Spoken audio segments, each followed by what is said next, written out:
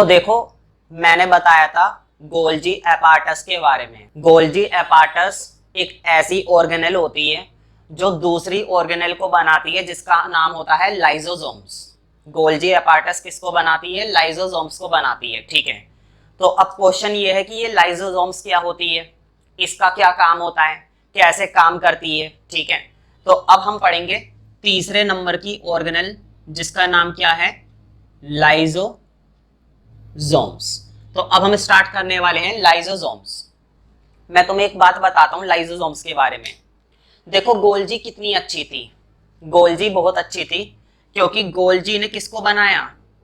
Golgi ने बनाया lysosomes को। गोल्जी ने किसको बनाया? लाइसोसोम्स को। अब लाइसोसोम्स क्या करेगी, ध्यान से सुनो। सेल के अंदर है ना, एंडोप्लाज्मिक रेटिक्यूलम नाम की ऑर्गेनेल है।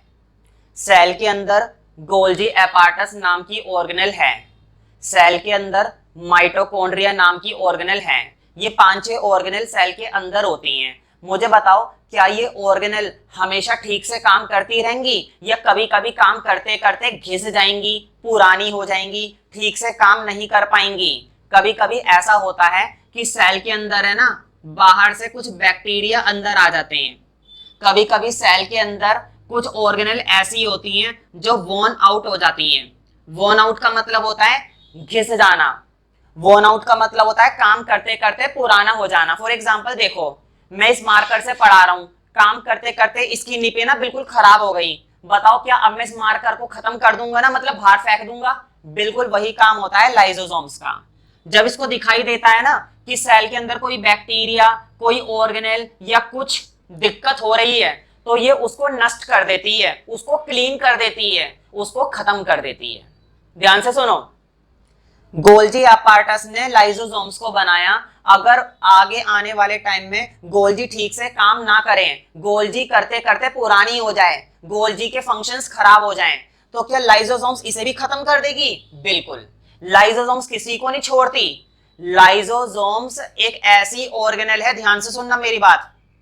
लाइसोसोम्स एक ऐसी ऑर्गेनेल होती है कि अगर काम करते करते सेल पुराना हो जाता है, तो सेल को भी किल कर देती है। ये पूरे के पूरे सेल को क्या कर देगी? किल कर देगी, मार देगी, खत्म कर देगी। इसलिए लाइसोसोम्स को बोला जाता है, क्या बोला जाता है?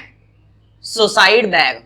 लाइसोसोम का दूसरा नाम क्या होता है? लाइसोसोम का दूसरा नाम होता है सुसाइड बैग। सुसाइड बैग क्यों? क्योंकि जब इसे दिखता है ना कि सारी ऑर्गेनेल बेकार हो गई हैं, कोई सी भी ऑर्गेनेल ठीक से काम नहीं कर रही, तो ये खुद तो मरती मरती है, पूरे सेल को खत्म कर देती है। बताओ, करना भी जरूरी है? क्या जरूरी नहीं है करना? करना भी जरूरी है, इसलिए करती है। बताओ, जब कोई ऑर्गेनेल ठीक से काम ही नहीं कर रही, तो उस ऑर्गेनेल का फायदा क्या? उसको तो खत्म ही कर दो। तो ये जिम्मेदारी किसके पास होती है? लाइसोसोम्स के पास होती है। तो देखना ये कि लाइसोसोम्स ये काम करती कैसे है। तो देखो, लाइसोसोम्स के पास है ना कुछ खतरनाक एंजाइम्स होते हैं। मैंने पहले भी बताया था, एंजाइम्स उन केमिकल को कहते हैं, एंजाइम्स उन केमिकल को कहते हैं जिसकी मदद से कोई काम किया जा सकता है। तो लाइसोसोम्स को क्या करना है? लाइसोसोम्स को पूरा का पूरा सेल खत्म करना है। लाइसोसोम्स को क्या करना है? बैक्टीरिया को मारना है। लाइसोसोम्स को क्या करना है? सारी ऑर्गेनेल को खत्म करना है। तो इनको खत्म करने के लिए कुछ खास एंजाइम्स चाहिए होते हैं, और वो एंजाइम्स किसके पास होते हैं? लाइसोसोम्स के पास होते हैं। तभी तो मार सकती है, तभी ये लाइसोसोम्स पूरे सेल को खत्म कर देगी, खुद को भी खत्म कर देगी। सेल फट जाता है, पूरा सेल बर्बाद हो गया। ठीक है, तो ये एक तरीके से क्या करती है? सेल को क्लीन करने की कोशिश करती है। क्लीन का मतलब क्या होता है? कोई भी बैक्टीरिया आएगा उसको खत्म कर देगी, कोई भी ऑर्गेनेल चलते चलते घिस गई है उसको खत्म कर देगी, किसी भी तरह का बाहर से कोई मटेरियल अंदर आ गया, सेल के बाहर से कोई भी मटेरियल, वैसे तो देखो बहुत ही मुश्किल चांस है कि कोई मटेरियल अंदर आ जाए, लेकिन अगर बाय चांस कोई मटेरियल गलत अंदर आ गया है, जिसको नहीं आना चाहिए था, जिसको नहीं आना चाहिए था, तो उसको साफ करने की जिम्मेदारी, उसको खत्म करने की जिम्मेदारी, सेल को क्लीन करने की जिम्मेदारी, साफ सफाई करने की जिम्मेदारी लाइसोसोम्स की होती है। तो ये एक तरीके का क्या होता है? ये एक तरीके का वेस्ट डिस्पोजल सिस्टम होता है। देखो बोर्ड पे, वेस्ट का मतलब जो खराब चीजें हैं, डिस्पोजल मतलब ठिकाने लगाना। जितनी भी खराब चीजें होती है ना, उन खराब चीजों को कौन ठिकाने लगाता है? उन खराब चीजों को ठिकाने लगाने का काम लाइसोसोम्स करती हैं। जैसे घर पर कौन करती है साफ सफाई? मम्मी घर को साफ रखती है ना। घर पर अगर धूल मिट्टी आ गई है बाहर से उड़कर, तो उस धूल मिट्टी को कौन साफ करती है? मम्मी। लेकिन सेल के अंदर ये काम कौन करता है? लाइसोसोम्स। तो लाइसोसोम्स के लिए पहले देखो, इसी के आगे लिखना कोलन, ये जो मैंने बनाया ना ये कोलन होता है 2 पॉइंट, इसके आगे लिखो lysosomes are lysosomes are kind of waste disposal system. Lysosomes are kind of waste disposal system. Kind of waste disposal system. Waste disposal system of cell. Waste disposal system मतलब waste को खत्म करने का तरीका किसके पास है? लाइसोसोम्स के पास। Waste disposal system of the cell, of the cell क्यों कहा जाता है? लिखो बिकॉज, क्योंकि भाई ये पूरे घर को साफ रखता है। जैसे घर पे मम्मी साफ रखती हैं, सेल के अंदर लाइसोसोम्स रखता है साफ सफाई। तो लिखो because it helps, because it helps to clean, it helps, help, help मतलब मदद, मतलब ये सेल को क्लीन करता है, उसमें मदद करता है। Because it helps to clean the cell, to clean the cell। कैसे क्लीन करता है? देखो, बाहर से कोई भी मटेरियल अगर अंदर आ जाए, अगर बाहर से कोई भी मटेरियल बाय चांस अंदर आ जाए, बाहर का मटेरियल मतलब फॉरेन मटेरियल, फॉरेन का मतलब होता है बाहर का। देखो वैसे इंग्लिश में फॉरेन का मतलब होता है विदेश, फॉरेन कंट्रीज का मतलब क्या होता है? विदेश। लेकिन यहां पर फॉरेन का मतलब विदेश नहीं है, यहां पर फॉरेन का मतलब है बाहर का।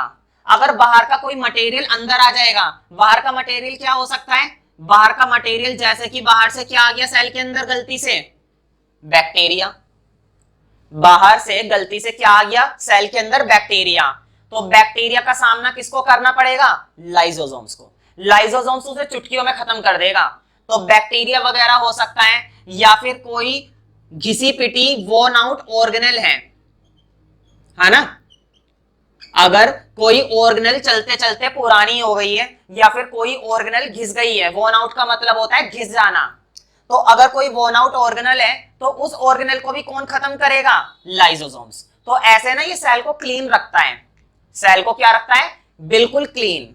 तो लिखो इसी के अंदर मैंने ये लिखा है ना, it helps to clean the cell, है ना, टू क्लीन द सेल। लिखो बाय, इसी में चल रहा है बाय। ये क्या करता है? कैसे क्लीन करता है?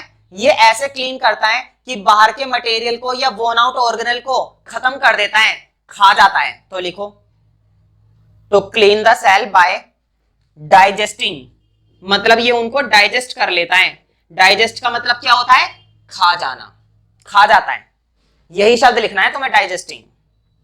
By digesting any foreign material, मतलब बाहर का कोई भी मटेरियल अंदर आएगा तो बच नहीं पाएगा।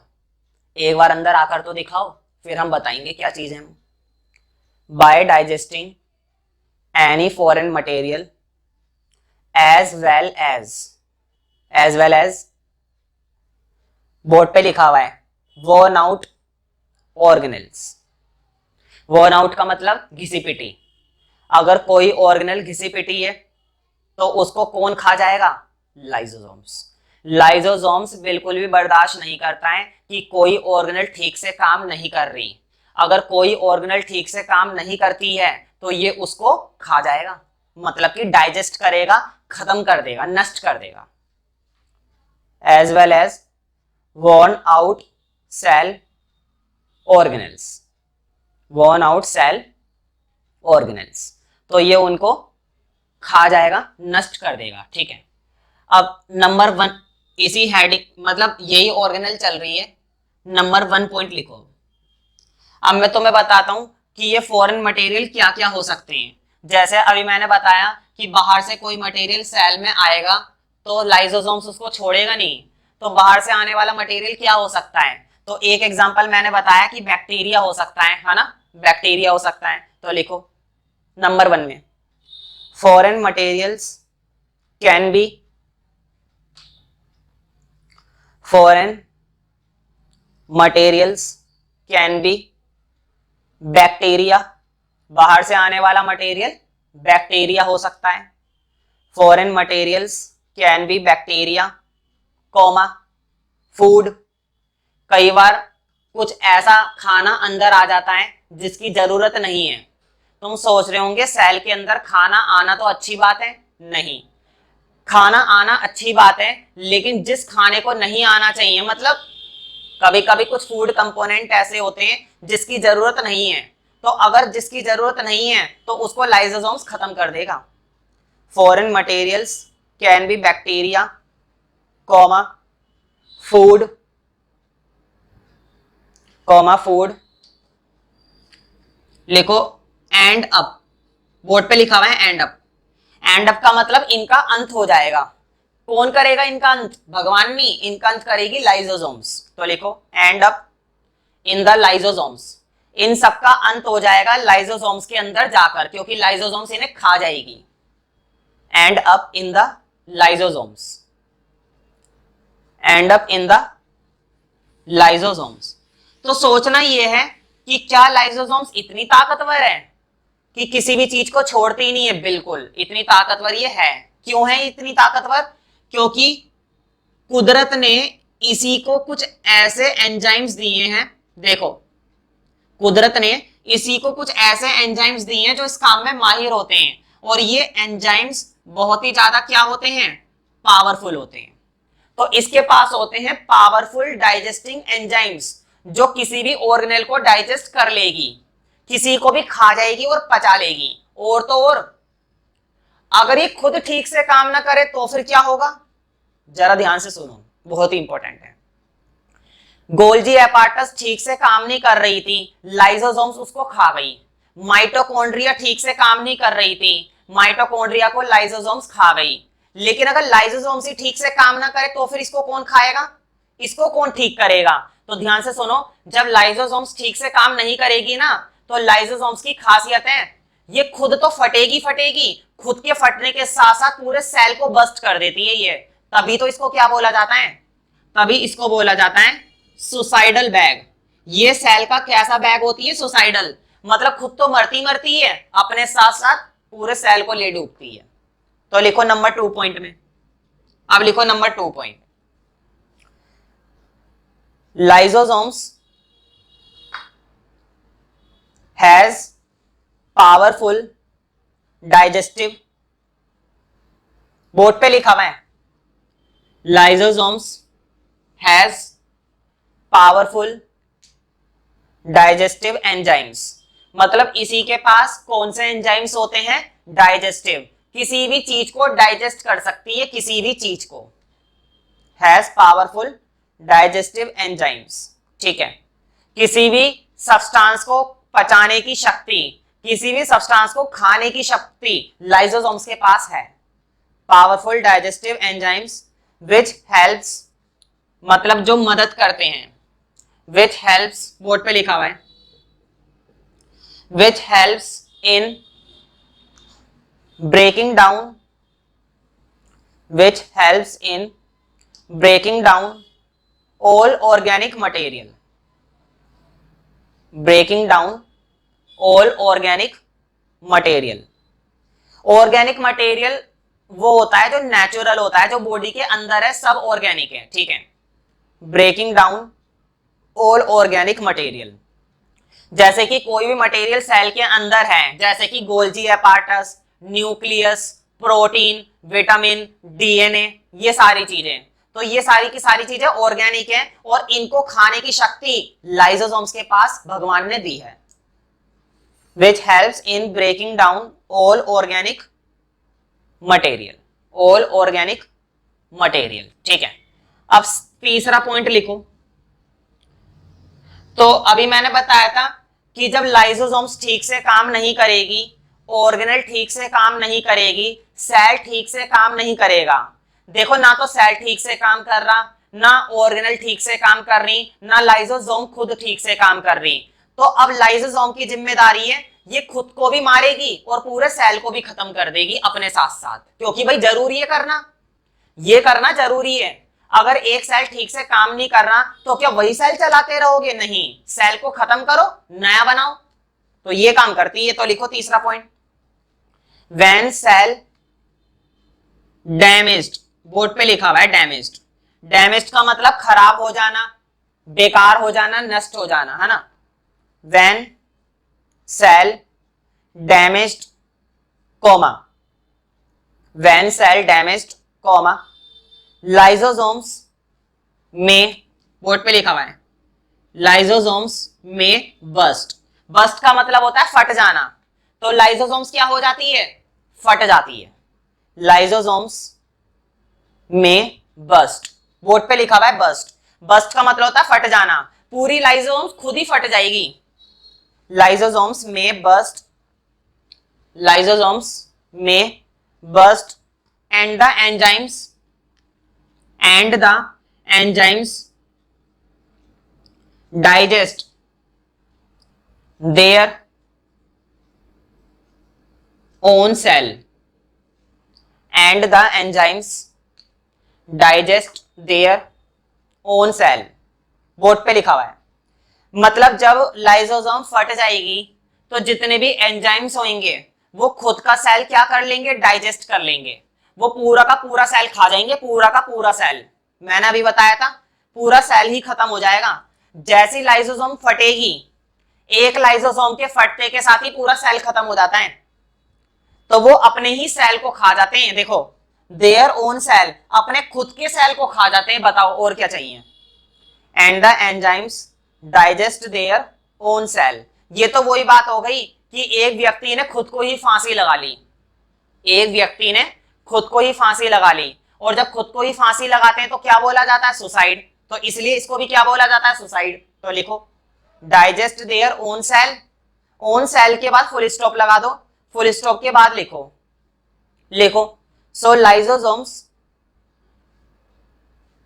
सो lysosomes also known as suicide bag, lysosomes also known as suicide bag of cell। तो अगर पेपर में आया ना कि लाइसोसोम को सुसाइड बैग क्यों कहते हैं, तो तुम उसके अंदर नंबर 2 और नंबर 3 ये 2 पॉइंट लिख सकते हो, नंबर 2 और नंबर 3। ठीक है। और अगर पेपर में आ जाए कि सुसाइडल बैग कौन सी ऑर्गेनेल को कहा जाता है, सुसाइडल बैग कौन सी ऑर्गेनेल को कहा जाता है, तो तुम्हें एक नंबर में बताना है lysosomes. So lysosomes also known as suicide bag of cells, suicide bag of cells। कभी तुमने सोचा है कि बॉडी, किसी किसी की बॉडी बहुत अच्छा काम करती है और किसी किसी की बॉडी बिल्कुल भी काम नहीं कर पाती। तो बॉडी को काम करने के लिए किस चीज की जरूरत पड़ती है? एनर्जी की। अब कोई कहता है कि तुम्हें एनर्जी तब मिलेगी जब तुम अच्छी क्वालिटी का फूड खाओगे, न्यूट्रिशन से भरा हुआ खाना खाओगे। तो क्वेश्चन ये है कि हम खाना खाते हैं, हम रोटी खाते हैं, दाल पीते हैं, सब्जी लेते हैं, चावल खाते हैं, तो हम तो खाना लेते हैं, खाना अंदर जाता है, वेस्ट मटेरियल हम बॉडी से बाहर कर देते हैं। तो खाना खाने के बाद हमें एनर्जी किस तरीके से मिल रही है और बॉडी के किस हिस्से में ये एनर्जी बन रही है? तो ध्यान से सुनो।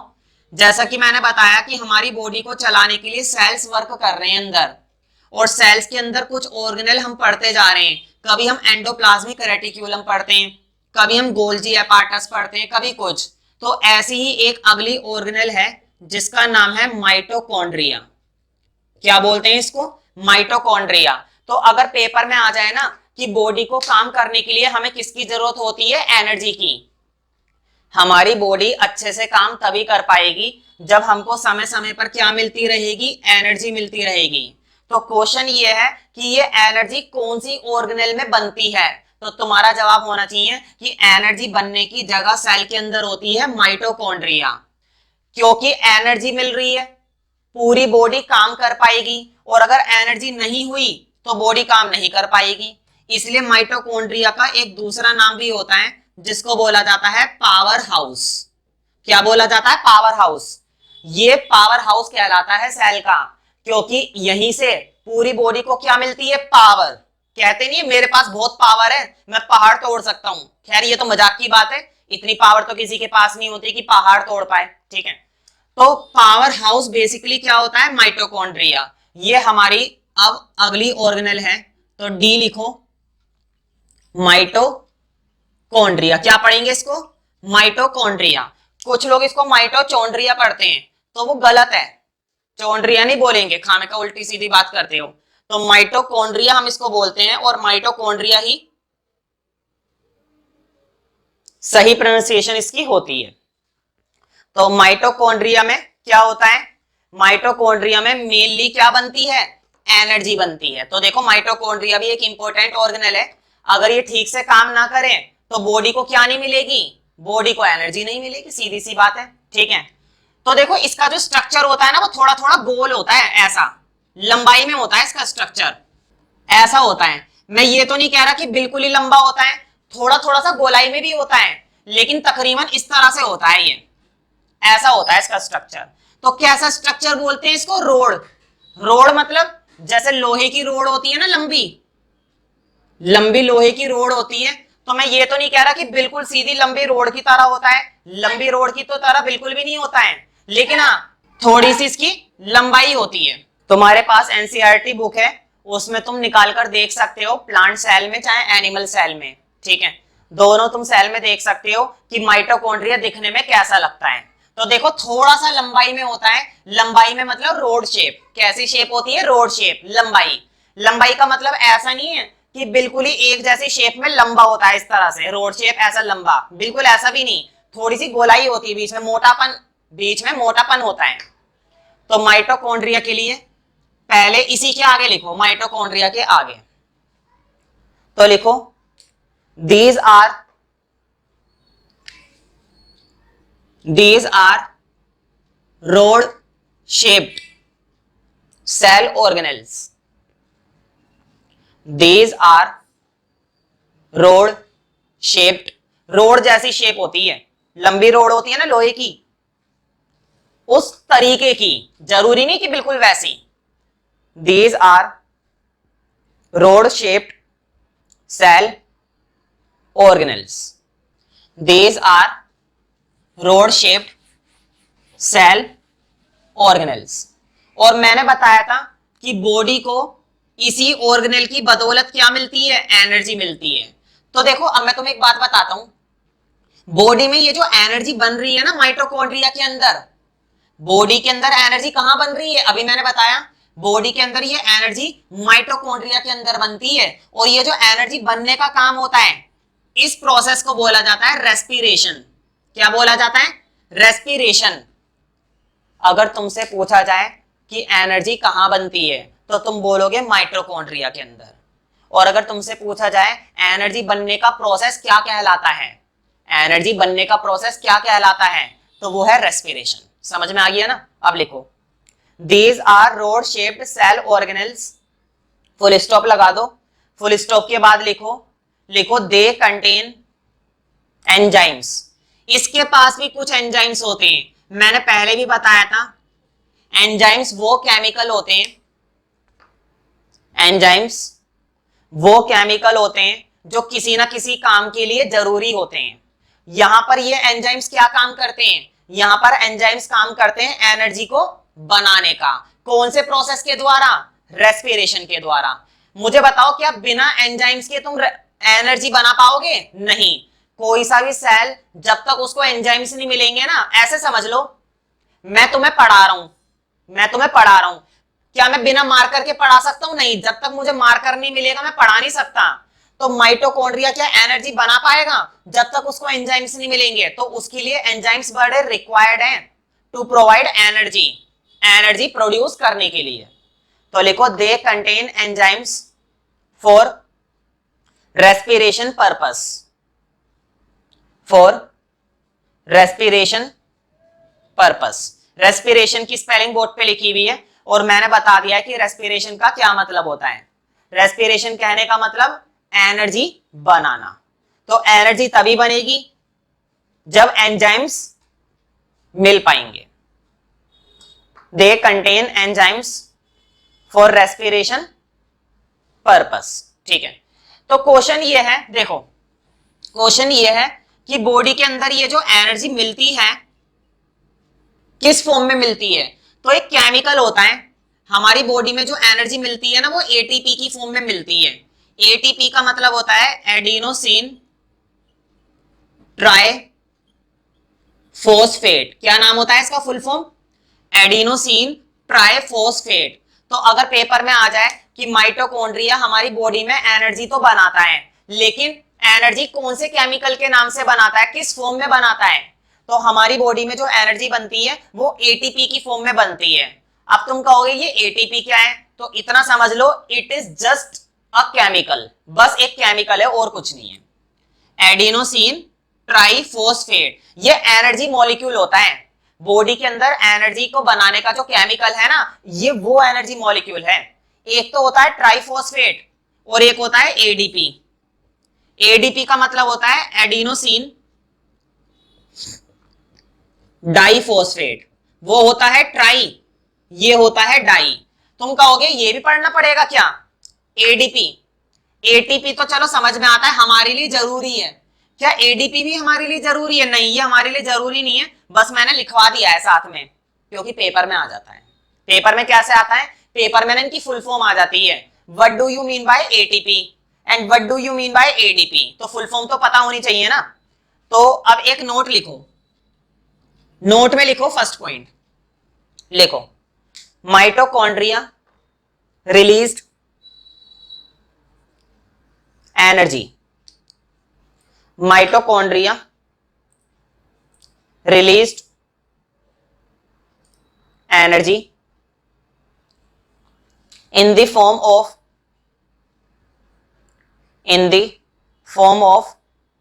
ATP molecules, in the form of ATP। किस फॉर्म में करता है? ATP molecules की फॉर्म में, in the form of ATP molecules। तो देखो मॉलिक्यूल्स के बारे में भी हम पढ़ेंगे, चैप्टर 3 के अंदर पढ़ेंगे। अभी तो ध्यान रखो बस इसका नाम, एटीपी मॉलिक्यूल्स।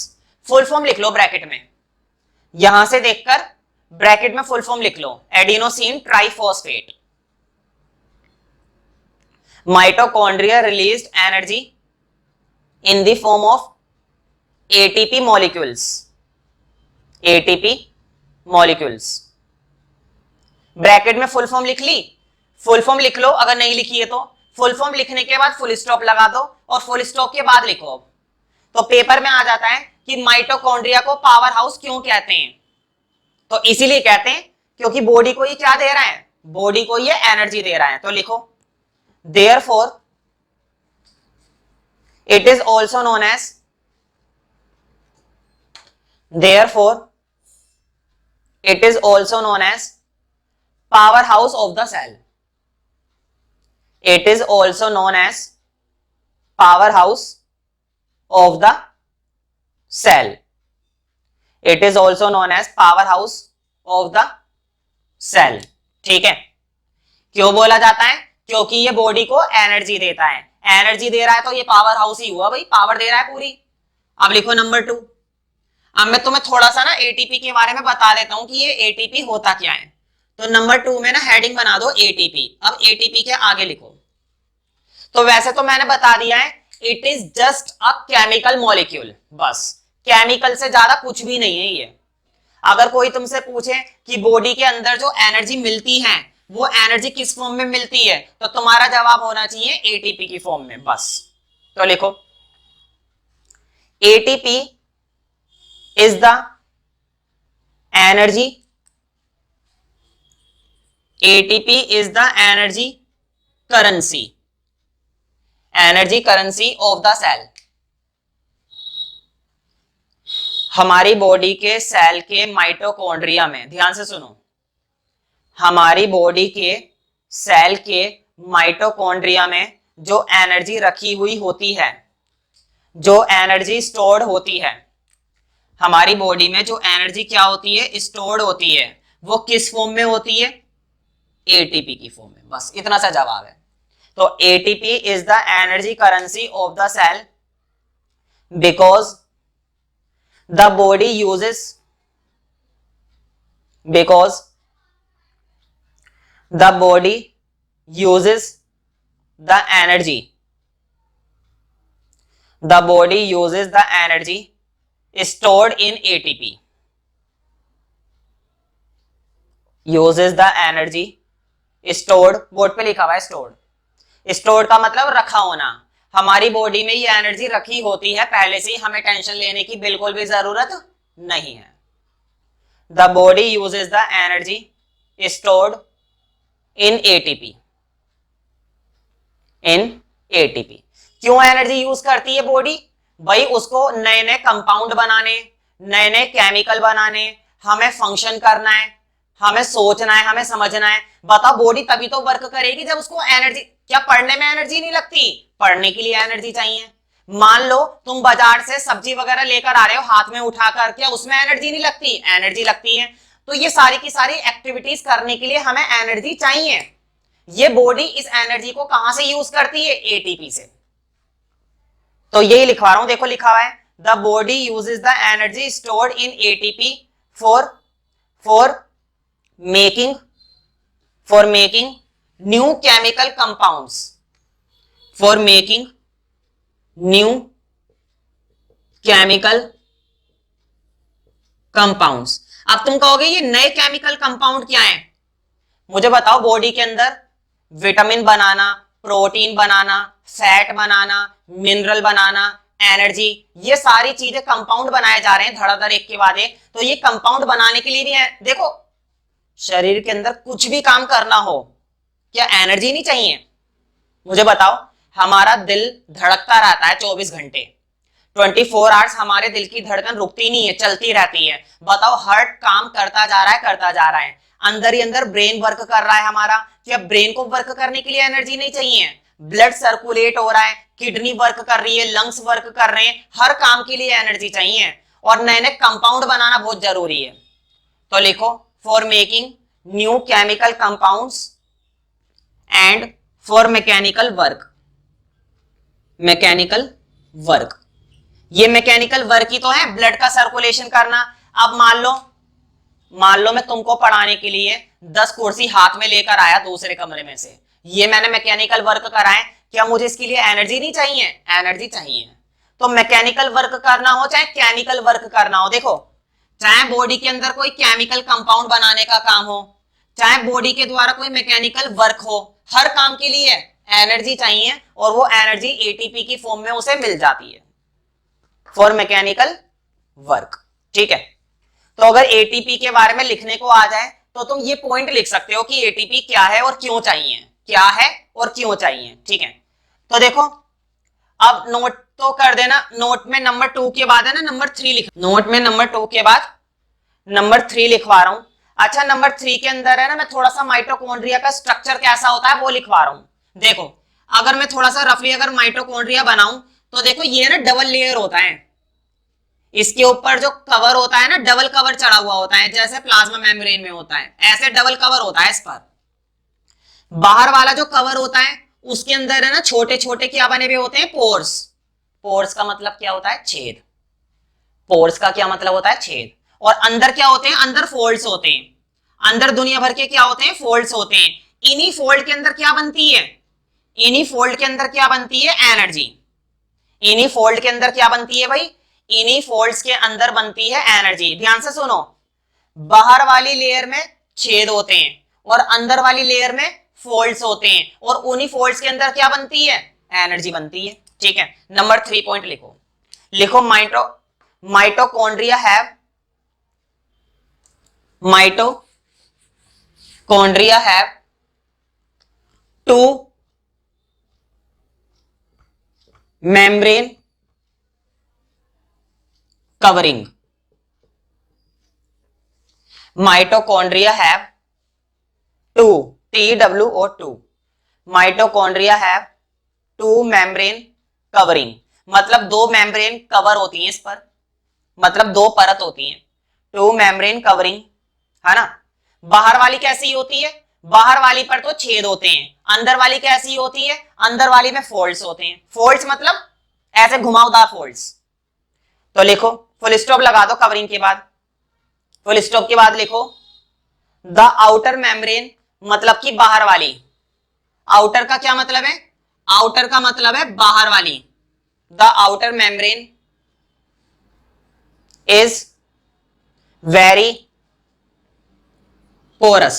देखो पोरस की स्पेलिंग, पोरस मतलब छेदीली, बहुत छेद हुए हुए होते हैं। पोरस का मतलब क्या होता है, छेद, छेदीली, बहुत छोटे छोटे छेद होते हैं इस पर। The outer membrane is very porous and inner membrane, अब अंदर वाली, and inner membrane is deeply folded. अंदर वाली मेम्ब्रेन कैसी होती है, डीपली फोल्डेड, फोल्ड्स होते हैं उसमें, फोल्ड्स, डीपली फोल्डेड। तो अगर तुमसे पूछा जाए ना कि एनर्जी कहां बनती है, बाहर वाली लेयर में या अंदर वाली लेयर में, तो एनर्जी अंदर वाली लेयर में ही बनती है, बाहर वाली में नहीं बनती। तो लिखो डीपली फोल्डेड लिख लिया, डीपली फोल्डेड के बाद फुल स्टॉप लगा दो, और फुल स्टॉप के बाद लिखो these folded area, these folded area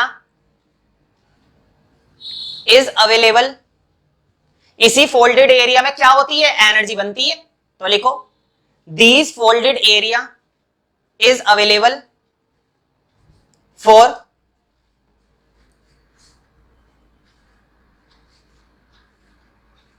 these folded area for these folded area is available for ATP generating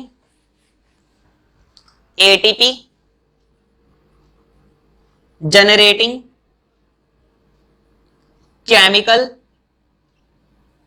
reactions। अभी तुम्हें पता नहीं है कि बॉडी के अंदर हजारों तरह की केमिकल रिएक्शन होती रहती हैं। दिक्कत क्या है, मैं ज्यादा बता नहीं सकता हूं, 9th क्लास का लेवल है, कौन सी केमिकल रिएक्शन होती है, कब कौन सी रिएक्शन होती है, सारा कुछ पढ़ना है। लेकिन 10th क्लास में, 9th क्लास में मैं इलेबोरेट करूंगा, पूरी तरह से समझ पाओगे नहीं और फायदा भी नहीं है अभी, है ना। इतना ध्यान रखो कि बॉडी के अंदर हजारों तरह की केमिकल रिएक्शन हर एक सेकंड में चल रही है, और वो सारी एनर्जी वहां से आ रही है जो माइटोकॉन्ड्रिया में बन रही है। बिना एनर्जी के तो देखो बॉडी के अंदर तुम पलक तक नहीं झपका सकते, ऐसे तक नहीं कर सकते, हर चीज में एनर्जी चाहिए, हर चीज में, ठीक है। और ये सारी एनर्जी बनती है उस फोल्डेड एरिया में। तो देखो मैंने लिखवाया है this folded area for ATP, this folded area is available for ATP generating chemical reactions. तो जितनी भी केमिकल रिएक्शंस होती हैं बॉडी के अंदर, केमिकल रिएक्शंस ऐसे समझ लो कि कुछ एक्टिविटीज हैं, तो उन एक्टिविटीज के लिए क्या चाहिए भाई, उन एक्टिविटीज के लिए एनर्जी चाहिए ही चाहिए। और वो कौन देता है, वो हमारा माइटोकॉन्ड्रिया देता है भाई। बहुत ही बढ़िया काम करता है, भगवान इसका भला करे।